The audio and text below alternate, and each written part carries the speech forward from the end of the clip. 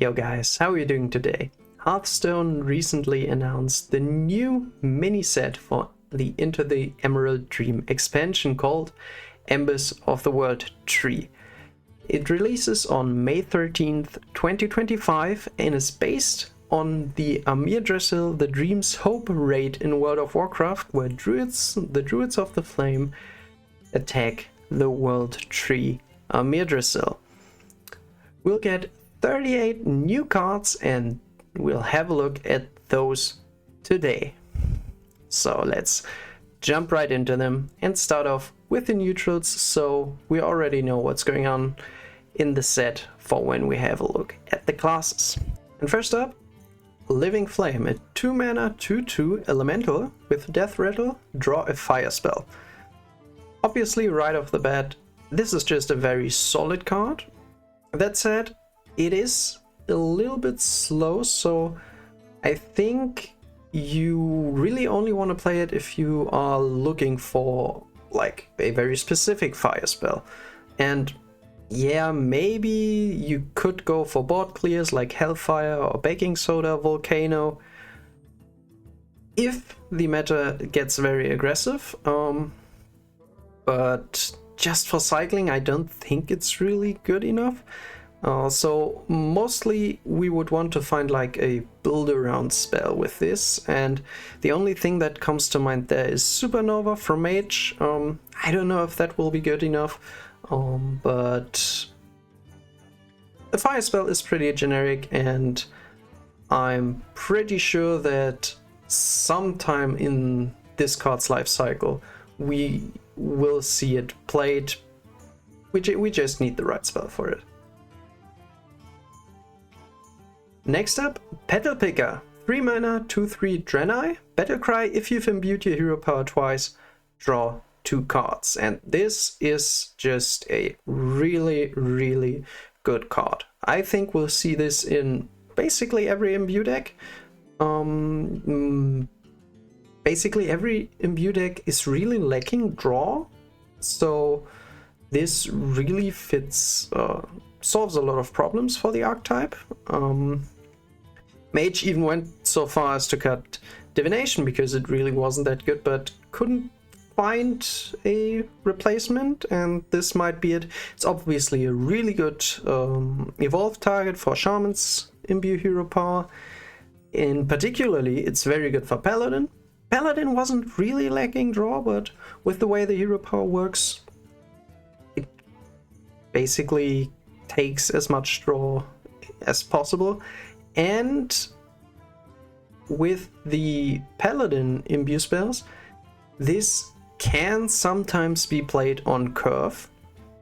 And speaking of that, I think this card is best in Druid, because Druid, really, with Hamul, you get 1 imbue, you play 2 nature spells, you get the 2nd imbue, and that should be very consistently possible on turns 1 and 2.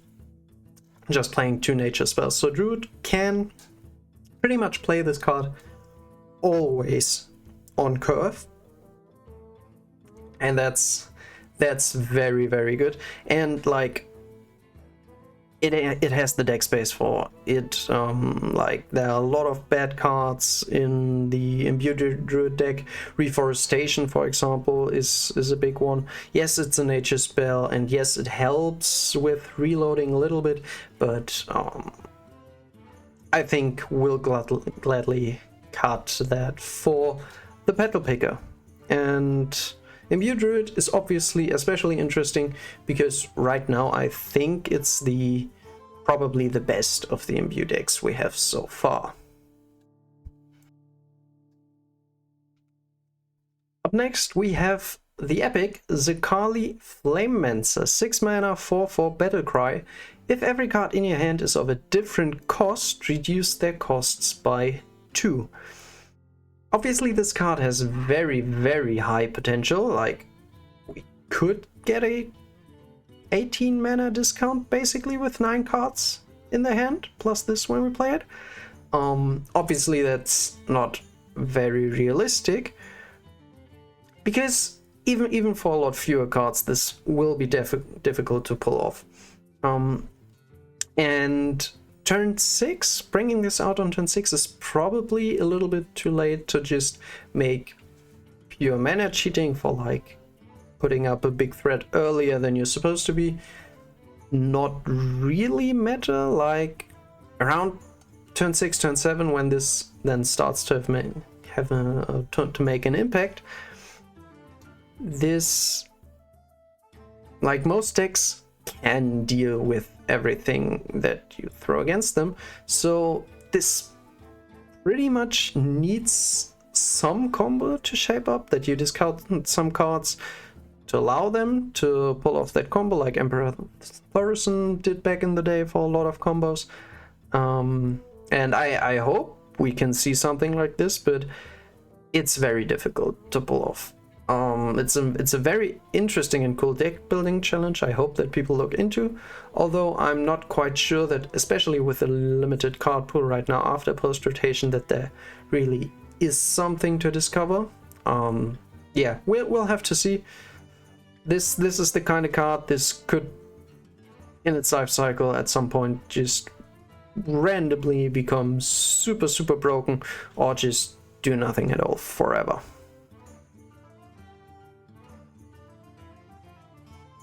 And now for the neutral legendaries, we have Tindral Sage Swift, a 4-mana 4/3 death rattle. Deal 1 damage to all enemies. If it's your opponent's turn, deal 4 damage instead. And this, in my opinion, is a very interesting card.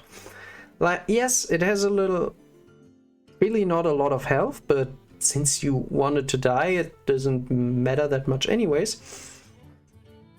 But this is a very annoying card for your opponent.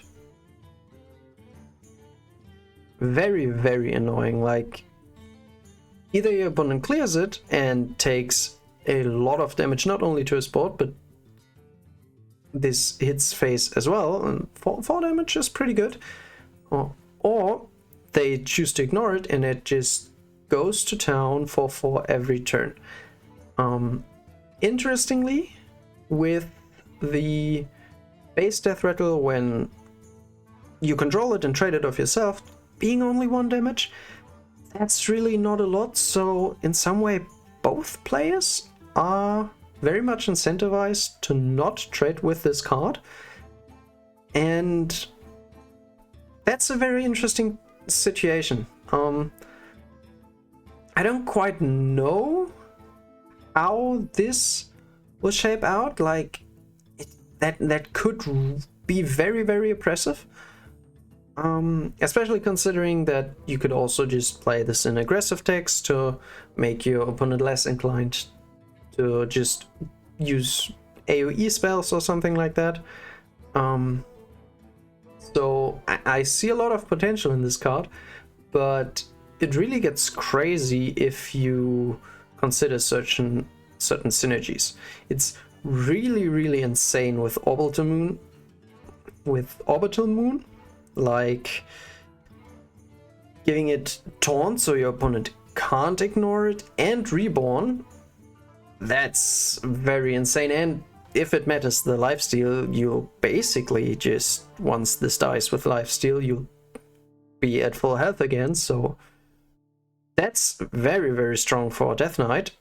And it's also very good with Fell Hunter to resummon it. So we might see this especially in aggressive Demon Hunter decks, like the Crewmate decks that right now resummon Durdra might run this as well, or maybe cut the crewmates altogether, that we just have this small death rattle package in aggressive Demon Hunters. I could see that. And obviously Cliff Dive will probably play this as well. I think it's very good, not instead of Ballhawk, but run it with Ballhawk, because both kind of serve different purposes, and I feel like that this also helps alleviate one of the big problems that aggro Demon Hunter has, and that's that if your opponent summons too many big minions, Ballhawk's death rattle can sometimes just become irrelevant. It just gets tanked up by all these minions, and then 3 damage is often not enough to break through to that. This can help there a lot, just keeping the board a lot cleaner. This also enables you to have a board clear with the return policy, so that's good as well. Just obviously it's not what you want to be doing, but if you need the additional board clear, it's there with return policy once this died. So I think especially for Demon Hunter there's a lot of potential in this card, and I wouldn't be surprised to even see it pop up in aggressive decks as well. And then lastly, Firak the Blazing. 9 mana 7/7 dragon, immune to fire spells, battle cry, cast 20 mana worth of fire spells at random enemies. And I think this is just a very, very good card. Fire spells, there are not that many right now in standard, and since this hits enemies only, most of them are good, like the direct damage ones like Fireball, for example. There are a lot of board clears like Hellfire, Flame Strike, things like that. So I think this is quite consistent. Either as like a panic button as you used York back in the day, but even for as a finisher for face damage it could be pretty good. One thing to note is that Eat the Imp will kill this card, but you draw and it will still cast the other spells. So unlike what they changed with York, that its effects will stop once it kills itself, this doesn't happen for Firak. He'll just cast further. So basically you just trade the 7/7 for 3 cards, which is usually fine, I think, if it happens. And like I said, most of the other fire spells are pretty good. I think you can pretty consistently use this either as a board clear if you have nothing else, or maybe even as a finisher. And yeah, I like it. I think we see it in many decks, especially Murmur Shaman. This could be really good, although I don't think that this for Murmur Shaman still obviously is mainly payoff. Like at 9, sure, the board clear can matter, but for Murmur Shaman usually the issue is getting there, and it's not that you need additional payoff. So I don't think this will really change the deck, but it's a good card for that deck and many mid-range to control decks as well. So overall, a pretty solid neutral set in my opinion.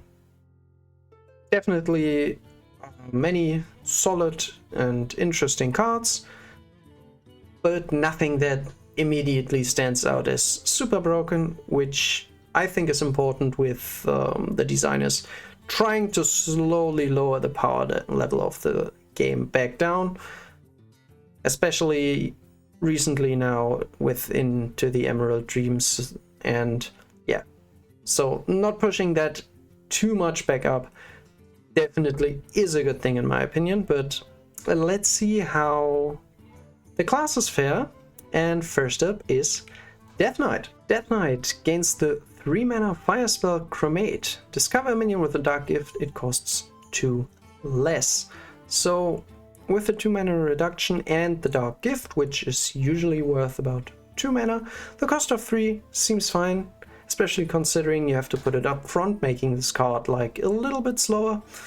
But for mid-range and slower decks that maybe need something like to put into their deck just to find some additional cards to put in, this definitely looks like a solid option. Next up we have Frostburn Matriarch. 5 mana 4/4 dragon, and maybe another reason to play Cremate, because Battle Cry, if you're holding a minion with a Dark Gift, summon 2 4/4 dragons with Taunt. So this is a solid payoff for putting the Dark Gift cards into your deck. Obviously it's nothing crazy, it isn't what you would usually build an entire deck around, but that's not what Dark Gifts are meant to be for every class except Warlock, basically. So just having a solid payoff for already solid cards to put into your deck seems good. This is very good defensively with the 2 taunts. It's a lot of stats, a big wall, so helps a lot there, but also proactively just 5 mana, 12/12. Solid card if you already run a couple of the Dark Gift cards anyway. You could probably play this as well. Like, I feel like 5 cards should usually be enough for this. So like Cremate, Xavier's, and Creature. Although the last one is a little bit awkward because you usually want to play the 3-drop right away, but I think just a small Dark Gift package with this could work pretty well in many different Death Knight archetypes. And lastly we have Volcaros, an 8 mana double unholy rune, 5 mana 5/5 elemental beast. It has Rush and Taunt, so some immediate impact. Battlecry, choose to spend 10, 20 or 30 corpses to gain that many stats. And this is obviously a lot of corpses. I don't think you'll often, even in decks that would want to play this, you will often get the 30 corpses. So let's evaluate this as a 8 mana 8 mana 15/15 or 25/25, and that's obviously already a lot of stats. It has the immediate board impact, like I said, but still I'm not thrilled about this card. Even 10 corpses is a lot of investment, and like there are other things you want to spend corpses for in many slower decks. Corpse Explosion, for example, prime example. So pretty difficult to pull off, and just a big stat stick is not very exciting, to be honest, although we have learned with Drunk Paladin that post-rotation big minions are actually pretty good.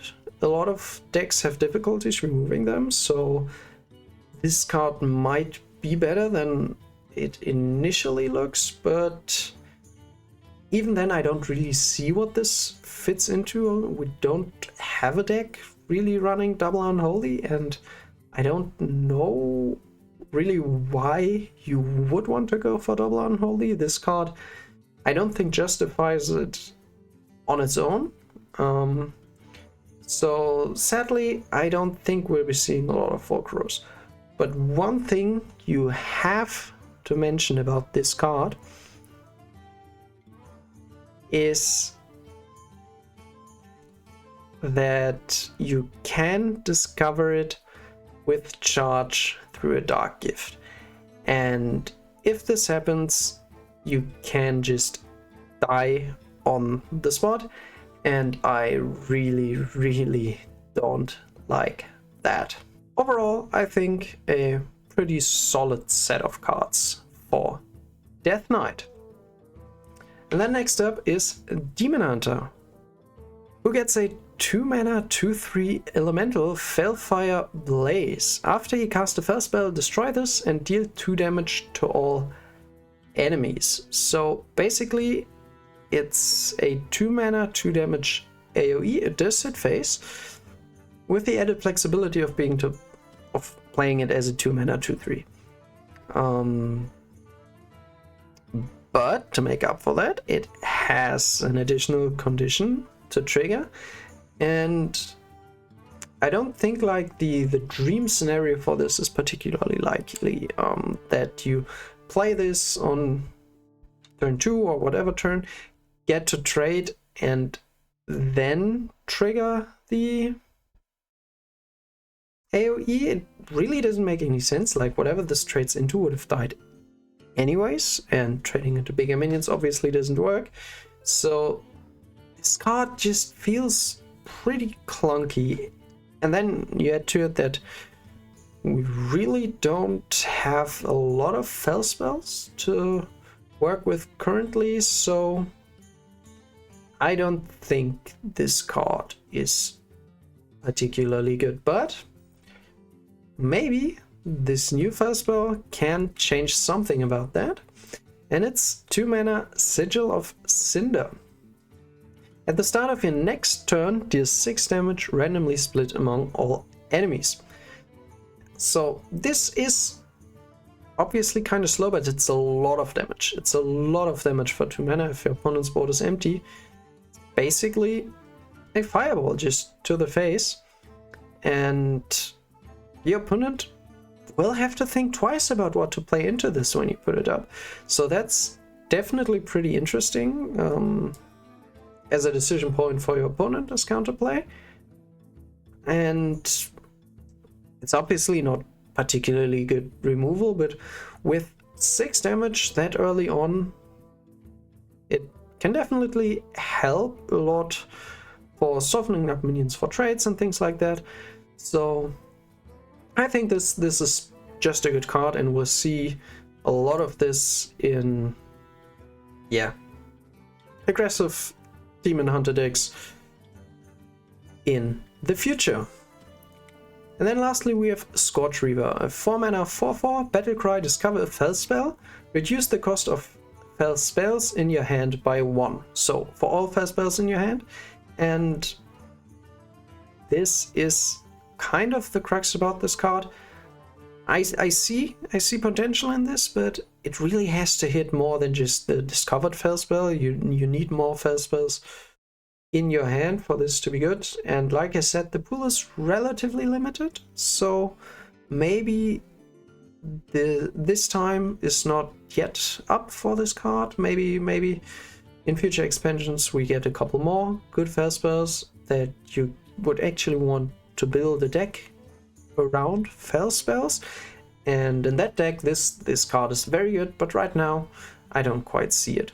So for Demon Hunter, not necessarily a bad mini set, but I don't think we'll see but more like setup for the future, I want to say. So we'll have to see what's to come. Moving on to Druid, and they get a 1 mana 1/2 beast, Chart Chameleon. Battlecry, if you've used your hero power this turn, give a friendly minion +1/+2 and rush. So obviously theoretically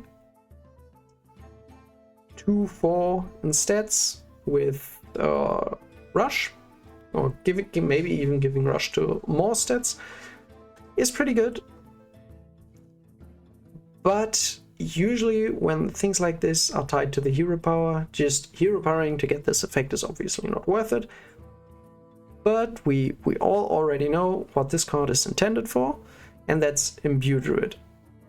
Imbue Druid really has a removal problem and wants to hero power anyways. That's obviously a big thing. Like, you don't want a hero power to get this effect. You want to hero power anyways and then get this on top, just so we're clear. And for Imbue Druid, this helps a lot. This helps a lot. Just summoning a big golem, removing something, really helps with the comeback potential of that deck. And I think we'll see this in this will be a staple card in Imbue Druid, I'm pretty sure. I don't know if we'll see it outside of that. Maybe we get some attack damage hero power Druid like we had in the last meta with Artanis Druid, kind of. But yeah, outside of that, unless you want a hero power anyways, I don't think you run this card. But particularly in Imbue Druid right now, this will be very, very strong. Next up we have Overheat, a 3-mana fire spell. Give your minions +1/+1. Discard a random nature spell to give them +1/+1 more. So a 3-mana +1/+1 is not good. So you usually want to get, like, it's not super awful, but you really want to get the additional +1/+1. You really want to go for the +2/+2. And this card for that is obviously pretty hefty cost. But in some kind of Arbor up token kind of druid, I could definitely see this card. And actually, I would have seen this card in Imbue Druid anyways. The deck frequently goes pretty wide, but since it's a fire spell, you can't really run it. And with it discarding a nature spell, I think it's pretty weird, although thematically, like, burning the nature maybe makes sense, but yeah. So, fine card, but we don't have anything close to a deck to this, so nothing useful right now. And lastly, Amir Drassil, a 4-mana legendary location with 3 durability. Summon a 1-cost minion, gain 1 armor, draw 1 card, refresh 1 mana crystal, improves each use. So you play this on 4, get the things, and then on 6 you can get a 2-cost minion, 2 armor, 2 cards, and refresh 2 mana crystals. So overall we get 6 mana worth of minions, 6 armor, draw 6 cards, and refresh 6 mana crystals. And all that for 4 mana is obviously crazy, but it is a little bit slow. It is a little bit slow, and a lot of people seem to think that it's too slow, and I disagree. I very, very much disagree. I don't think this is as bad as many people make it out to be. You already, the first time you trigger it, assuming you can use the 1 refreshed mana, this is already like 2.5 mana, so you're not overpaying that much for a lot of things you gain later. Obviously, if we ever can increase the durability of locations, like, this card goes crazy. Even copying it is interesting, although I don't know if Druid has enough locations to make it work. Like Aulonius Druid could do this, could do it definitely. Like, copying locations, even if you copy the spell damage location, that's not as bad. And this card in Aulonius Druid helps quite a lot. It gives some survivability, it helps to cycle through the deck, and with the refreshes, like, you get the 3 mana refresh if you play this on curve, get the 3 mana crystal refresh on 8. That could help a lot for a combo deck like that, but with Aulonius Druid being so far off right now, I don't think if this will be enough. But even if it isn't, this in any Druid deck that's not like hyper aggressive, I think we will see this card. And yeah, I'm excited for it. I think this is a very, very cool card. So overall for Druid, a very good set of cards. And particularly good cards for its main best archetype right now in Imbue Druid. And I'll be interested to see if Imbue Druid can actually rise up in the ranks, with being down quite a bit right now due to the difficult Paladin matchup. But we'll see if these cards can change anything about that. Moving on to Hunter. A 2-mana fire spell, deal 2 damage to 3 random enemies, called Bursting Shot. And this is worded a little bit weirdly, like it's 3 different random enemies. It does hit face, so if your opponent has 2 enemies, 2 minions, you'll hit face and the 2 minions. yeah, not a particularly exciting card. I don't think it's like super good, but Hunter as a class right now and historically doesn't have the best removal, so I think there's potential to see this card. Like, it's okay, but nothing crazy. Next up we have Tending Dragonkin. Battlecry, copy the lowest cost beast in your hand on a 3-mana 3/2 dragon. And this is a pretty interesting effect for Imbue Hunter, obviously, like copying King Plush to get another one to buff up and maybe burst your opponent that way. Either play them on consecutive turns, clearing the board, or just put down both for insane damage. This could help a lot, and the deck already likes to play Youthful Brewmaster, which kind of does a similar thing. The one issue I see is that I don't quite know if you really want to play this over Brewmaster, if I'm completely honest. Like, yes, for the purpose of another King Plush, it's obviously better because you can front load it, you can copy the buff.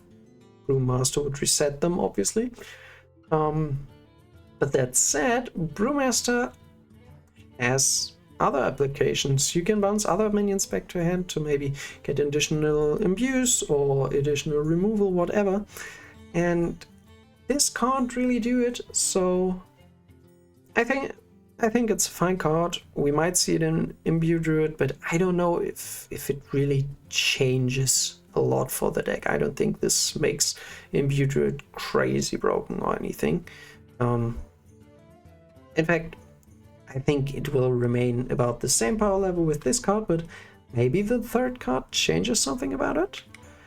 And it's Magma Hound. 8 mana, 5/8, Elemental Beast, Rush. After this attacks a minion and survives, deal this minion's attack damage split among all enemies. And this is obviously another very interesting effect for Imbue Druid. Playing it for 8 feels pretty bad, I think. But Imbue Druid obviously discounts it, gives it additional stats, and this can represent a lot of damage. This represents a lot of damage. But it's kind of, it's a little bit weird. Like, first of all, this has like this weird play pattern of punishing your opponents to play minions, which I don't think is good, but it's also like, compared to King Plush, this is reliant on your opponent to play minions. So maybe we don't want to run it. Maybe just King Plush is better and you don't need the additional payoff or the additional beast to, yeah, share the buffs with and things like that. We might see Imbue Hunter running both, but I think King Plush is the better card, and I wouldn't be surprised if Imbue Hunter just sticks to only the one good card and not putting in additional ones. But in the end, for Hunter, I think a solid set of cards as well. We see, I do hope this makes Imbue Hunter better, even if the play pattern for Imbue Hunter is really nothing to be particularly happy about. We obviously want to see the Imbue decks in the meta, and maybe this mini set is enough to do so if we pair it with a couple nerfs as well. So let's see what the developers have in store for us. Next up, Mage, with a very interesting spell, 2 mana, fire spell, Smoldering Growth. Draw a card, upgrades each turn, but discards after 3. So this is a mechanic a couple of classes get. I think it's very interesting. I think it's very, very interesting. Obviously, 2 mana to draw 3 is crazy. And if you play it in time, it doesn't really have a downside. So this is really good if that works out. The thing is obviously that if you don't play it for the draw 3, then it discards and you won't get anything. But even as a 2 mana draw 2, I think you're pretty happy about this. If you know, oh, next turn I can play it, let's play it earlier. And I think it's pretty good that it's card draw on a condition like this, because drawing cards is pretty much always good. So you really can oftentimes weave it in. Obviously, in more aggressive deck, you might not be able to afford to do something like this, but slower mage decks can definitely play it. It's a pretty bad top deck, like 2 mana to cycle it. It's not like it's atrocious. If you're looking for an out, you can just keep looking if you have the mana, but obviously you're not thrilled about it then. But yeah, like I said, drawing a card is always good, and the big thing is, if you really don't want to play that's usually because you already have a lot of cards or a lot of things to spend your mana on.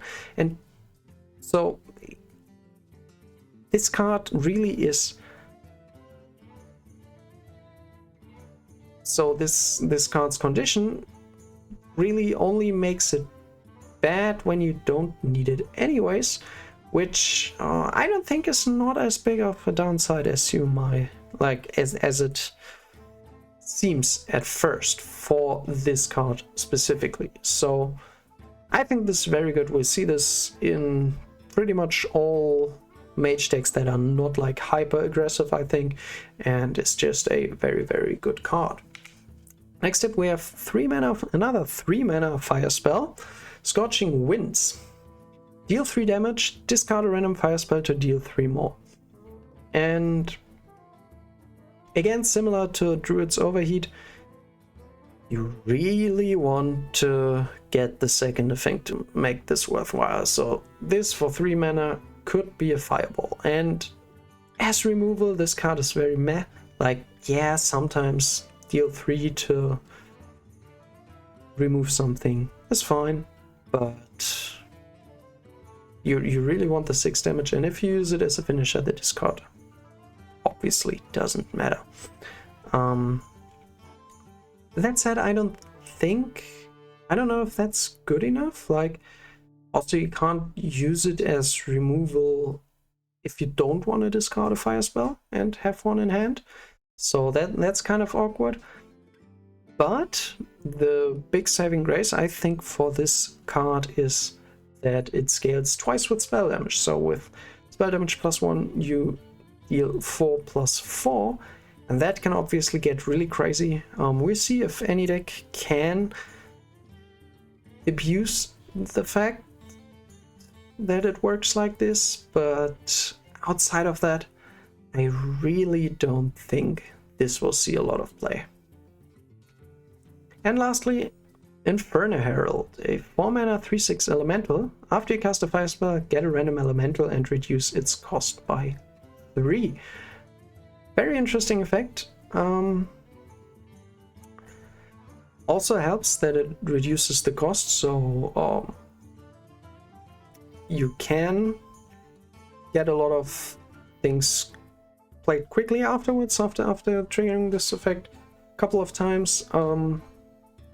But this obviously needs a pretty specific deck, like a fire elemental mage, and we don't have that right now. Maybe in the future, like the next expansion, Return to Angoro, could very well head a lot in that direction, and then this card might be good, although it obviously leans more into the fire spell synergy than the elemental synergy.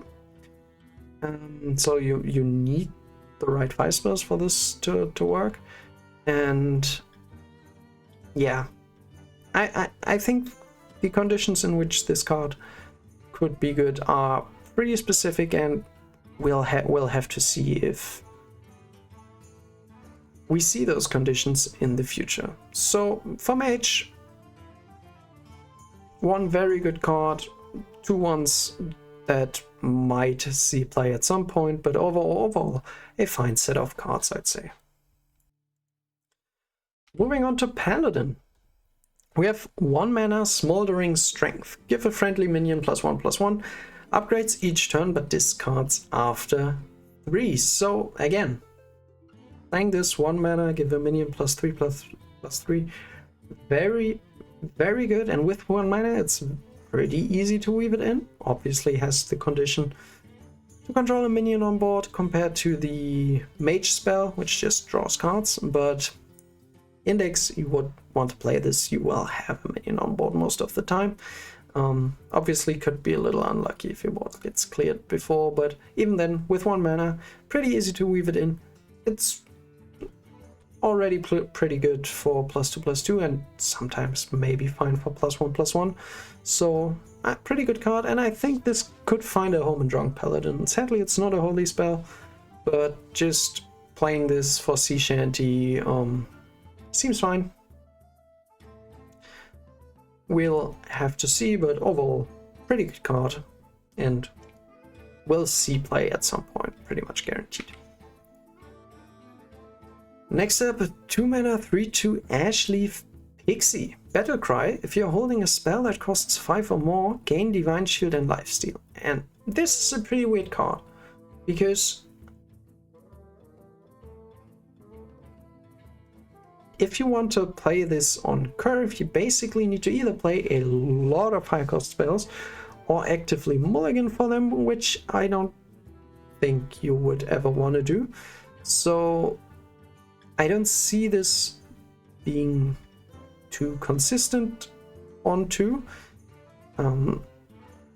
Like if you can do it, if this comes out on 2 as a 3 mana as a 3/2 Divine Shield Lifesteal, it's obviously insane, but I don't think that will happen a lot of the times, and I don't really know what you would want to play this. Like in Drunk Paladin, I don't think this is good, because you don't want to mulligan for like Sea Shanty and Shaladrisil, obviously, and even then, the big idea is discounting the Sea Shanty to quickly be below 5, and it's kind of anti-synergistic there. Like, maybe we'll get like big spell Paladin at some point, but even then, I don't think this card is anything to write home about. And lastly, Searing Reflection. Speaking of big spells, 7 mana fire spell. Draw minions, summon an 8/8 copy with Divine Shield. So I think this is a fine card. The big issue for this card is that like these 2 cards, they won't spawn like big spell Paladin. Definitely not. Neither of them is good enough for that. And well, in Drunk Paladin, you will never run this. You run Shaladrisil. Shaladrisil is the way better payoff. And you don't really need more of these spells. You just play Shaladrisil, maybe for Ursol, and that's it. This really doesn't fit in there well, and I don't see anything where this fits in then. Like, maybe, like I said, if we in the future get this big spell Paladin, but even then, what minions are you running in that deck? Does it make sense for this card then? And yeah, I really can't imagine in which way it will. So kind of a weird set for Paladin. Maybe something for the future, although I don't really see that this direction will ever really come together. But one very, very good spell in Smoldering Strength, so this is the main thing for Paladin right now. And then we have Priest, which is very interesting. Priest right now is like is not really struggling. Like there are pretty good priest decks, like aggressive priest decks are good. Serene Priest is good under certain conditions, like obviously at high legend it becomes unplayable because of the meta that's developed there, but for most other ranks it's really good, although not a deck a lot of people don't seem to like to play against. So let's see what these cards bring for priest. And we have a 2-mana fire spell, Smoldering Ascent, and similar to the mage and paladin Smoldering spell, this upgrades each turn but discards after 3, so we can deal 1, 2 or 3 damage to all enemy minions. And this is notably more, well, for a card like this, the drawback of discarding it after turn 3 matters a lot more than for the mage and the paladin spell. Like I said, drawing is always good. Buffing your minion, especially for 1 mana, you pretty much can always do it when it's at 3. That will be pretty easy to pull off, but for this not so much. This, in my opinion, needs like a pretty specific meta to be good. Playing it for 2 isn't even that thrilling, and so you really need a meta in which you can keep it to then just play on turn 3 as a good board clear against aggressive decks. And that's quite specific. I don't know if we'll see that. Obviously, if Priest is really starved for board clear at some point and just needs more, you might put this in, but I don't think this is a particularly good card, in all honesty. And then we have the 2-mana 1/3 undead Spirit of the Kaldorei. It has Taunt and Lifesteal, and the battle cry: if you used your hero power this turn, gain +2/+2. This is obviously meant for Imbued Priest, and honestly, if you discover this early on in Imbued Priest, it's not bad. The issue again here is that to make this good, you really would want to hero power anyways, and we don't want to hero power. Like, the Imbued Priest is so bad. Maybe, and I hope that will be the case, they plan to remove the temporary restriction for Imbued Priest, that the card you discover with Imbued Hero Power is not temporary. This would not make this card a lot better, but it would also solve the issue of Smoldering Ascent, because discovering this as Imbued Priest really sucks.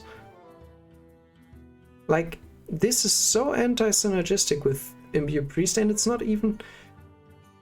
It just dilutes the pool. It's not even anti-synergistic in terms of, oh, I don't want to put it in my deck. No, it just makes Imbued Priest worse. And that's pretty weird. Like, this, obviously, assuming you want a hero power anyways, this is a solid card. But unless they change something about the Priest hero power when this expansion comes out, I don't think Imbued Priest will make it, honestly. Like, it's so far off right now, and this card really doesn't change it. It's more like a solid card that, if the deck is good anyways, you obviously put it just in as well. And lastly, the 3-mana arcane spell Light of the New Moon. Give a minion +3/+3, cast 3 spells to return this to your hand when played. This is an interesting card. Like, I think there's quite a lot of combo potential for this, which we will not be able to use right now. Just as a +3/+3, it obviously isn't really good. So we have to see in the future if there is some interesting thing to combo this with then, but right now I don't think this helps Priest out of this weird spot it's in right now. So yeah, overall, like I said, not a very good set for Priest. I hope they I just hope they buff the hero power, then we can talk. Then these are some interesting cards maybe, but right now imbue, it's just bad, and especially considering the fact that they will likely nerf Zerimi for play pattern reasons. Like, people just hate this deck. Please buff Imbue Priest so that we have a deck that like fits the classic Priest, more slow, more controlled identity, instead of just going Smorg.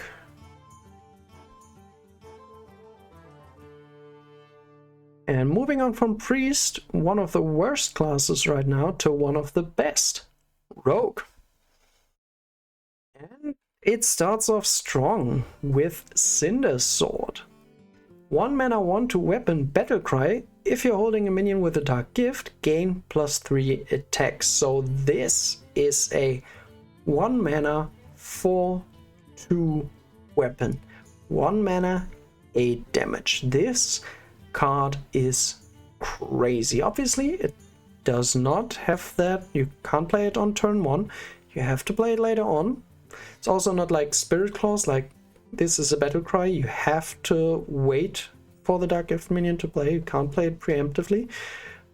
But still, this is very good, and Rogue already plays a lot of the Dark Gift cards, so they'll be fine to maybe put in another 1 or 2 and then play this and just go to town. This is a very, very good card, and any Rogue deck that can fit a Dark Gift package will play this card, I'm pretty sure. And then we have the 2 mana 5 spell Smoke Bomb. Discover a combo Battlecry or Stealth minion with a Dark Gift. There we go.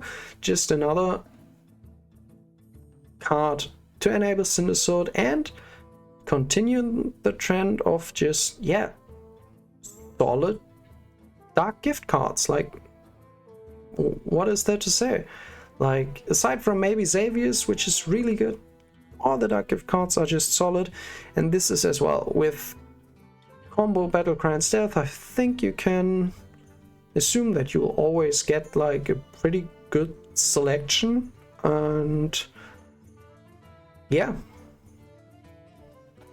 nothing more to say about this card. And then lastly we have Ever-Burning Phoenix. 4 mana 2/2 elemental, costs 1 less for each card you've played this turn. Death Rattle, return this to your hand. This is an interesting card. This can obviously be cheated out then and, well, not do a lot on immediately, but with it returning back and then coming down hopefully for 3 pretty regularly. This is very interesting. There's also a lot of potential for like interesting combos. Like, imagine something that gives rush to an adjacent minion or similar things. Like, then this card becomes very, very crazy. But right now I really don't see why you would play this. Like, there's a lot of interesting potential about this card, but I'll be surprised to see if it ever pans out that way. But interesting card, I like it. So all in all, for Rogue, very good set, and with Rogue already being really dominant in the meta, I think we'll continue seeing that unless we get some very, very notable balance changes for the class with the launch of the mini set or later down the line. But for now, very, very great cards. And then going from the good class back to a pretty bad one for Shaman, who starts off with a 2-mana fire spell. Deal 4 damage to a random enemy minion. If you're holding a card that costs 8 or more, deal 8 instead. And yeah, this is just bad. Baseline, it's Flame Cannon, and Flame Cannon, back when it came out, like almost 10 years ago, was already pretty mediocre. Like, you see it occasionally, and obviously today the card just sucks. And then even if you get the payoff for 8 damage, you can't choose the minion, you can't go face. Like, what does this even do? And then the condition holding an 8-cost card, obviously on turn 2, when this may be interesting for removal, you don't have an 8-cost card in your hand usually, or you wouldn't want to mulligan for them at least. So fulfilling the condition is pretty difficult early on, and even then, even if you get the bonus, like 8 random damage, I don't know. This card just seems terrible. Let's see if the Embers God Whelp can do differently, can do better. A 3-mana 3/2 dragon with the battle cry, discover a 5-cost card, gain 1 mana crystal next turn only. And I think this card is very interesting. I like this card a lot, actually. It's a little bit like Trail Mix, so that you pay mana to have more next turn, which is pretty interesting. So you kind of get some ramp in Shaman. So I don't know, for combo decks, Murmur Shaman maybe, playing this before your big combo turn could be pretty good. And even outside of that, it's not bad. It's a 3-mana 3/2 discover, and the 5-cost pool I think is pretty solid. There are a couple of good cards you can get there. So even without the last line of text, it's fine, and overall pretty. I think this is a good card.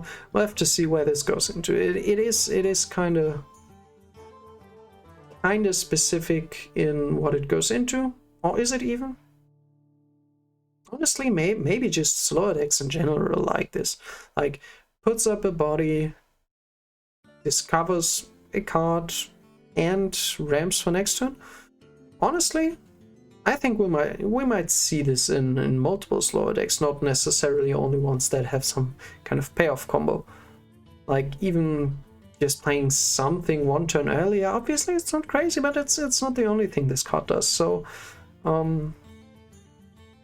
I like it. I think this card is good.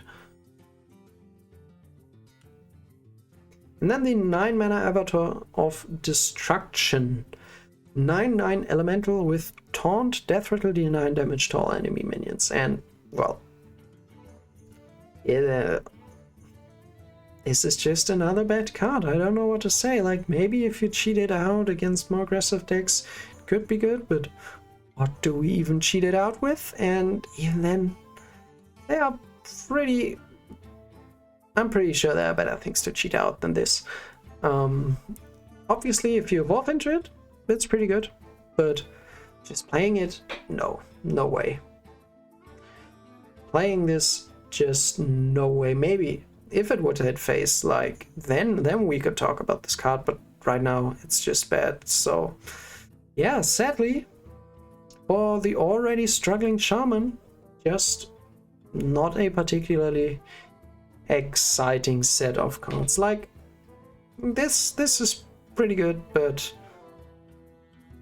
this doesn't make or break a class. So I don't know, Shaman, another one that might need some buffs, hopefully. Next up, Warlock. 1-mana fire spell, Conflagrate. Deal 5 damage to a minion, its owner draws a card. And this card is interesting. I really like this card. This card gets more interesting and arguably better the longer you look at it. Like, yes, 1 mana, 5 damage removal is pretty good. Giving a draw to the opponent, then not too good. But can be fine. Honestly, 1 mana, 5 damage, opponent draws a card as a removal. If you need it, can be fine, but I don't think this will be the main purpose of the card. That's kind of like an added flexibility bonus.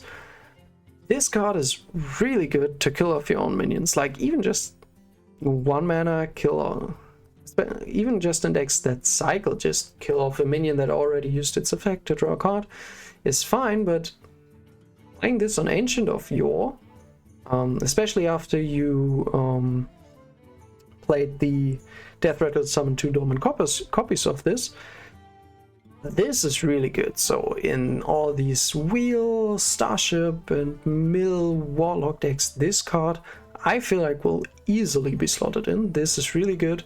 Helps you, yeah, just with the Death Rattle synergy, killing off own minions, draws a card, and has some added flexibility as removal. And the 5 mana, the 5 health slot is actually quite difficult to remove for Warlock. Like, you have a lot of 3 damage AoEs with Table Flip and Hellfire, and then on top you can get the 1 damage AoE of Caverns, so 4 damage is pretty easily to remove for Warlock, but 5 at 5 it becomes really difficult. 5 is an important breakpoint for the Warlock deck, so even as removal this might not be as bad as it seems, even though obviously it's not the main purpose for what you would want to slot it in your deck, but I think it's fine even playing it that way, and then considering that it has even a lot better purposes. I think we'll be seeing a lot of this card. I think this card, it's just good in my opinion.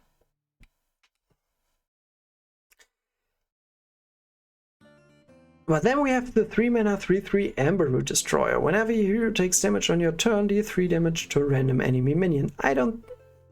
This card I don't think is particularly good. Like, obviously there's like, this is for Pain Warlock synergy, and we don't have just a lot of Pain Warlock synergy right now, so I don't know where you would want to play this. And then the payoff, 3 damage to random enemy minion, is also not particularly, like, it's not super exciting. Just imagine playing this on 5 and tapping 3/3 that deals 3 damage. I mean, it's okay, but so maybe if in a future expansion we again get more Pain Warlock synergy, maybe this makes the cut there, but for now I don't see this card seeing any play. And lastly we have the 4 mana 4/3 Elemental Beast Shadowflame Stalker. Battlecry, discover a demon with a dark gift, get a copy of it. And this card just continues the trend of, yeah, just solid dark gift cards. Pretty fine, and it's especially good not because of Willow. Willow only gets the dark gift once because it's applied first, then you copy it. But if you use it with Overgrown Horror, which reduces the cost of minions in your hand, this is pretty good. Like, playing this on 4 Overgrown Horror on 5, like, I think this helps a lot for a Dark Gift Warlock. I don't know if this makes Warlock like good enough. I really don't think so, but this card itself is again just a solid card. So overall for Warlock, another very solid set of cards, and I'm very much excited to play around with conflict rate in all the wheel and mill archetypes. I am very looking forward to that card. And then lastly we have Warrior. Another class not doing too well. I think Warrior is closer to competing than Priest and Shaman are, but right now it still has a pretty hard time. And let's hope these cards can change that. 3 mana Shadowflame Suffusion Fire Spell. Deal 3 damage. Discover Warrior minion with a Dark Gift. Yeah, I think again Dark Gift cards are just solid cards. Like, as I said, 3 damage for 3 mana is not really good, but with the added 2 mana Dark Gift Discover, I just think this is good. I just think this is good. It's kind of important that it's a Warrior minion. There is quite a lot of good things to discover with this. Like AoEs with hostile invaders, things like that. Maybe some of the bigger taunt minions reduced. Like, I think this is a solid card, and even if you don't go particularly for the Dark Gift package, this just early removal can go face if needed. I think this will see quite a bit of play. Especially considering the next card, the 4 mana 3/6 Beast Dragon Turtle. Yeah, very creative name right there, but I mean it's cool. And it has the battle cry that if you're holding a minion with a Dark Gift, give your hero 3 attack and 6 armor. So obviously if this triggers, this is pretty good. Just solid stat line for 4. Remove something, gain a little bit of survivability. There's a lot to like here, and with Shadowflame Suffusion you already have a perfect candidate for enabling this. And like I said, with the other Dark Gift cards also for the most part being pretty solid, I think this card will as well. I'm not quite sure if you will play Dark Rider with this. Like, yes, this is a dragon which helps Dark Rider to fulfill the holding a dragon condition, but we might just settle for some of the neutral Dark Gift cards instead if we can't find enough good dragons to put in this deck. But again, I think this is a solid card and could help Warrior come back a little bit, maybe a little bit. And then last we have the 5 mana 5/5 Keeper of the Flame. Battle Cry, give all minions in your hand +3/+3, they are discarded in 3 turns. And this card I think is insane. I really like this card.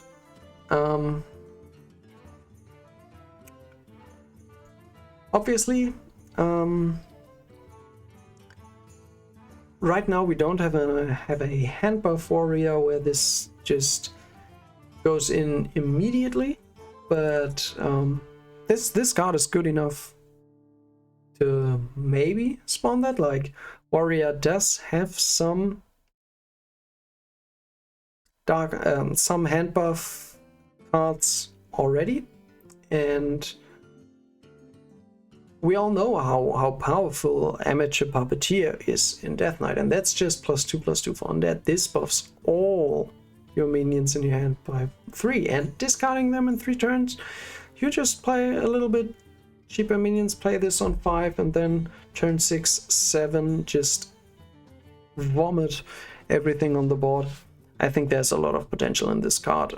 That said, it is kind of anti-synergistic with Reserve Spot, another hand buff card warrior already has, so that might not make the cut. But if any of the cards in this set spawn a new archetype, my money is on Keeper of the Flame and hand buff warrior. And even if it's not like a dedicated hand buff warrior, just even in aggressive decks as a top end that already play a relatively low curve, this could be pretty good if by turn 5 that deck can still have enough cards in their hand. But I feel like nowadays even more aggressive decks should be able to still have a couple of resources turn 5. So yeah, this is an insane card, and overall for warrior, I think